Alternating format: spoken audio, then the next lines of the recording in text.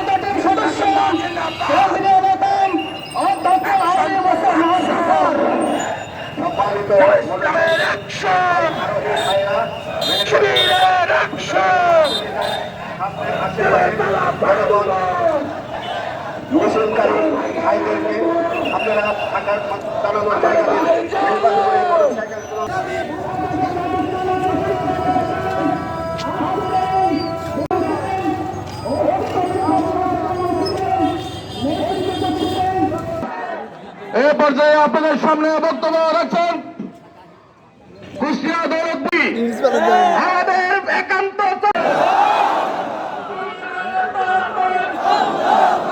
সংগ্রামী জনতা।